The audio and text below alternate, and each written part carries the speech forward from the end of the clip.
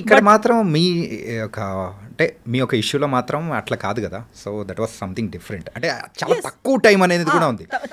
Which I'm very happy. That's why I have no regrets. Okay. I'm very happy because before it could get worse, I backed out.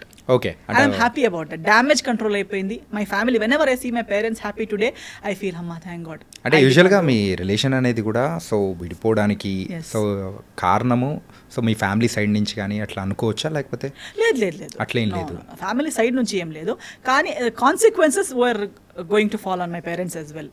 Okay, by అంటే future ఏమన్నా continue అయితే అలా అనిపించేసింది. Future వెళ్ళి ఉంటే నా ఫ్యామిలీకి చాలా కష్టాలు అయ్యేవి, నా ఫ్యామిలీ చాలా కష్టంలో ఉండేది. Especially my parents. నా ఫ్యామిలీ అంటే ఎక్స్టెండెడ్ ఫ్యామిలీ నెక్స్ట్ కదా, but first my parents. So I did not want, నేను ఒక తప్పు డిసిజన్ చేసి నేనే భరించుకోవాలని ఉంటే కూడా నో ప్రాబ్లం. మన కష్టాలు మనం ఇప్పుడు కెరీర్లో ఫేస్ చేస్తాం, ప్రతి దాంట్లో చేస్తాం, ప్రతిదీ వెళ్ళి పేరెంట్స్ మీద అది హ్యాండిల్ చేయగలుగుతాము. బట్ దాని కాన్సిక్వెన్సెస్ ఒకటి మా పేరెంట్స్, ఇంకొకటి ఫ్యూచర్లో వచ్చే పిల్లలకి ఒక బేసికలీ ఫౌండేషన్ బాగాలేని రిలేషన్షిప్ రేపు సెటిల్ అవుతుంది, ఎల్లుండి సెటిల్ అవుతుంది, ఎంత ముందుకు తీసుకెళ్తాము అంతే. ఒక క్రాక్ చిన్నగా పైన ఒక క్రాక్ ఉన్నప్పుడే దాన్ని కవర్ చేస్తే ఓకే, కానీ ఒకవేళ క్రాక్ అనేది కూడా సో అక్కడ వరకు వచ్చి ఆగిపోయే అవకాశాలు అనేది కూడా ఉండొచ్చు కదా. అది తెలుస్తుందండి మీకు. You will get to know like after an age, maybe when you're teenage మీకు అది you are very blind. అందుకే ముందు చాలా చిన్నప్పుడు ఏజ్ పెళ్లి చేసిస్తే పాపం అలాగే ఆలోచించి సంవత్సరాలు అయిపోయేవి, because they were not in that maturity wherein they could decide for themselves. Especially అమ్మాయిలు చాలా చిన్న ఏజ్ లోనే ఇచ్చేవాళ్ళు పెళ్లి చేసుకుని, బికాస్ ఆ డిసైడింగ్ అబిలిటీ లేదు. అవుతుందేమో అని ఆలోచిస్తున్న లోపు పిల్లలు పుట్టారు కదా అని అదొక బాండ్ అయిపోతుంది. ఇక పిల్లలు కూడా ఉన్నారు కదా అని చెప్పి బ్రతకాల్సి వస్తుంది. సో అందరూ ఎంతో ముందు చాలా లాంగ్ మ్యారేజెస్ ఉన్నాయి అంటారు, ఇప్పుడు కూడా లాంగ్ మ్యారేజెస్ ఉన్నాయి అంటారు. Not everyone is necessarily happily married. Everybody has their own reasons. కొందరు పిల్లల కోసం, కొందరు దారి లేక, అలా వేరే రీజన్స్ వల్ల they are all stuck. So being stuck in a relationship is not equal to happy marriage. So ఆ రీజన్స్ నాకు వచ్చే ముందు I also had those reasons wherein what will my parents feel, how will my parents face the society, because they belong to that generation wherein they will feel like how will we answer the society. But I said this answer is better than the answer you will have to give later. So అంటే ఇప్పుడు future answer would have been so difficult for them. When we sat down and discussed, we all collectively felt yes, ఈ రోజు ఈ answer ఇవ్వడం ఇది ఎన్నిసార్లు ఇచ్చినా అంత పెయిన్ఫుల్ గా లేదు. బట్ ఆ ఫ్యూచర్ లో అలా కంటిన్యూ అయి ఉంటే ఈ ఎస్తర్ ఉండేది కాదు, మీకు ఇలా చూడడానికి ఎస్తర్ ఉండేది కాదు, మా ఫ్యామిలీ ఇప్పుడున్నంత హ్యాపీగా ఉండేది కాదు, అందరు ఇలా అంటే అది కలెక్టివ్ గానే అంటే yes decision was of course both either side నుంచి అలా అనుకోనే side నుంచి లేదు, ఫస్ట్ మా సైడ్ నుంచే. But then later on when there was no other way out, when there is no other option, when one person is legally, religiously, in every way right, then what will you argue about? There is no base for argument kada. Then eventually even the other party had to agree and sign on the papers. That's all. So I want to show you one thing. So దీని గురించి మాత్రం కొంచెం clarity అనేది కూడా మాకు కూడా ఇచ్చారంటే లేదండి Swapna garu, I thank her for whatever happen. I just thank her. My heart is so full of gratitude for whatever happen. She has cleansed so many wrong relationships from my life. People are scared of me now to talk. నాతో మాట్లాడడానికి చాలామంది భయపడి, చాలామంది avoid చేసి, నా ఫోన్లు ఎత్తకుండా నన్ను కలిసినప్పుడు అవాయిడ్ చేసి. ఎందుకలా అంటే భయపడతారు కదా స్వప్న గారు, ఆమె ఇచ్చిన ఇంటర్వ్యూస్కి లిటరలీ నా పక్కన అంటే చాలా హెరాస్ చేశారని ఇవన్నీ బయట but see it's too personal, so I won't step in to that for that's only one reason. It's too personal unless అంటే ఇది యూనో సంబడీ ఈజ్ యాక్చువల్లీ ఇంకా చాలా ఒక డేంజర్ జోన్లో ఎవరైనా ఉన్నారంటే తప్ప. ఏమో స్వప్న గారు, అది తనకే తెలియాలి. నేను ఒక ఇంటర్వ్యూలో కూడా చెప్పాను, ఒకరోజు తనే నిజం చెప్తుంది, అంతరు నన్ను నమ్మొద్దు అని. I stand by it. And దేవుడు అనేవాడు నిజమవుతే ఒకరోజు తనే చెప్తుంది, అంతవరకు నన్ను అస్సలు నమ్మొద్దు. And I'm happy. తనే నిజం చెప్తుంది ఏదో ఒక రోజు. సో మీరు ఇచ్చే ఇంటర్వ్యూస్ కూడా భయం వేస్తుంది. People are also not know just అంటే ఇప్పుడు అది జరిగింది కూడా ఇక్కడే అండి. జరిగింది కూడా ఇక్కడే. సో ఆ నిజం ఏంటి?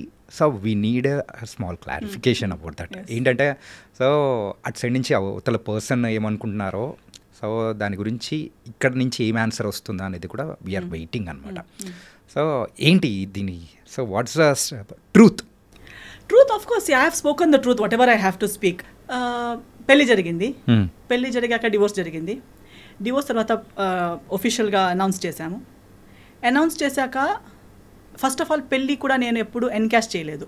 I never, anybody in the media, anybody knows, I have never encashed any relationship, any friendship. I have many industry friends. Nobody will ever see me posting a selfie with any of my friends or gate crashing into their successes or gate crashing into their birthday parties. Veelandaru na friends telusa. I will never encash one friend. I will never encash my parents. నా అమ్మతో ఒక emotional reel చేసి పెట్టడం, నాన్నతో ఒక emotional. I never encash that I M someone's daughter or I M someone's friend or I M a nice daughter. నాకు over action అవసరం లేదు, నేను అప్పుడు కూడా చేయలేదు. పెళ్లి తర్వాత కూడా నేను ఎప్పుడు పెళ్ళిని ఎన్కాష్ చేస్తున్నట్టు, వాడుతున్నట్టు, పెళ్ళి చూడా నేను ఫలానాతో పెళ్లి చేసుకున్నానని నేను ఎప్పుడు ఎన్కాష్ చేయలేదు. డివోర్స్ అయ్యాక కూడా నేను ఎక్కడ ఏ టీవీ షోకి వెళ్ళలేదు, ఏది ఎక్కడ సింపతి గెయిన్ చేయడానికి, అక్కడ కూడా డివోర్స్ని కూడా నేను ఎన్కాష్ చేయడానికి ప్రయత్నించలేదు. I never try to encash. I did not make any YouTube songs condemning another person or hinting that another person has cheated me. Okay. I have not done any such. అంటే ఇప్పుడు అయిన తర్వాత so divorce అంటే జరుగుతున్న సందర్భంలోనే ఇలా చేశారని అనుకోవచ్చా? ఎస్, మీరు ఇక్కడ గూగుల్ ఎక్కడ వెతికినా మీకు కనిపిస్తుంది కదా. నాకు కూడా నేను ఫాలో చేసి తెలిసింది కాదు. Now I have media friends, so ప్రతిదీ నాకు పంపిస్తారు కదా. పంపించేటప్పుడు ఇది డివోర్స్ పోస్ట్ చేయగానే బిగ్ బాస్ లోకి వెళ్ళిపోయారు. అక్కడ వెళ్ళగానే నా గురించి పీపుల్ లైక్ గంగవ్వ గారు, స్వాతి గారు, నాకు ఎవరు నిజంగా ఇప్పుడు దాకా I have not met them. They are giving statement about why we got divorced. అంటే in the Bigg Boss house he had shared with them saying my family asked him to be ఏమో house ఏమంటారు, ఇల్లరికం అంటారా, ఇల్లరికం వాడని చెప్పారని చెప్పి, నా ఫ్యామిలీ బాగాలేదని చెప్పి, అలాంటి వాళ్ళకి చెప్పారు. వాళ్ళ ఇంటర్వ్యూస్లో వాళ్ళు చెప్తున్నారు. వాళ్ళు ఎవరని కూడా నాకు ఫస్ట్ హ్యాండ్ పరిచయం కూడా లేదు. Okay okay. I never told anybody. Nobody gave interview about my statement to him. ఎక్కడెక్కడ వెళ్ళి టీవీ ఛానల్స్లో ఎస్తర్ ఇలా చెప్పి మాతో ఏడ్చింది అని ఎవరైనా చెప్పారా? నాకు సింపతి అవసరం లేదు, నేను ఏడవను కూడా. Because I have my dignity. నేను అక్కడ ఇప్పుడు లాస్ట్ నిజం, ఆయన చెప్పే నిజం ఏంటంటే ఆయన సైన్ చేసి యాక్సెప్ట్ చేసిన పేపర్స్ చూపించలేము, where in he has accepted all the things that he has done.